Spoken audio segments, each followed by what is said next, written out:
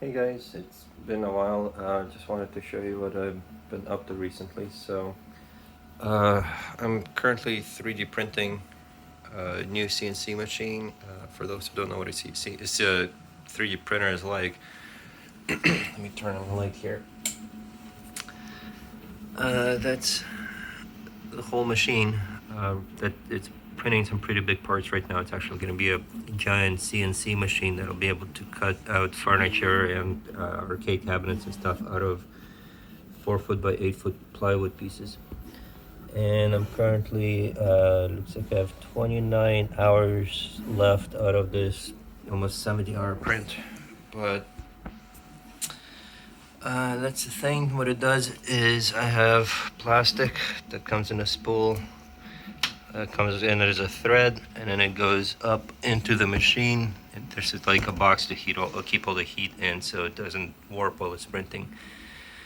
And then there's a machine up at the top right there that selects which one of the spools gets pulled in. Sorry, it's a little reflecting. I can't really. There you go. You can see it here.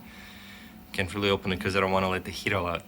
Anyway, it selects which shows the spools it uses, because on this system I can use any one of the 5 spools and I can change between them while it prints to make multiple colored prints.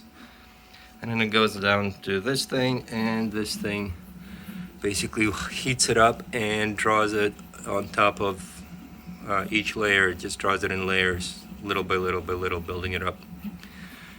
And all of this was put together from a kit where all the pieces that you see that are orange were also 3D printed. So most of this machine was actually 3D printed as well.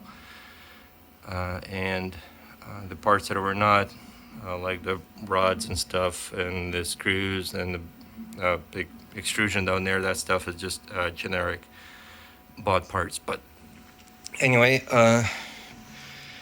I'll probably make videos showing what this thing turns out to be like as I build it. For now, I have some of the parts that are printed. This is what they look like when they come out. There's this thing attaches to the ends of the tubes that are used as rails for the bigger version of basically that to ride back and forth on. And there's little plates for holding on motors in place. This is a gigantic plate for really solid. This was actually printed completely solid. This is for holding the back motor portion back and forth, so that's the thing that'll slide backwards like that, but you'll see all that later. Anyway, that's what I've been doing more recently. I've gotten a lot of use out of this 3D printer and printing pieces for my airplane that I built, which I'll show you later. But anyway, yep, that's what I've been up to. So I'll keep making videos to show progress on that later. Okay, bye.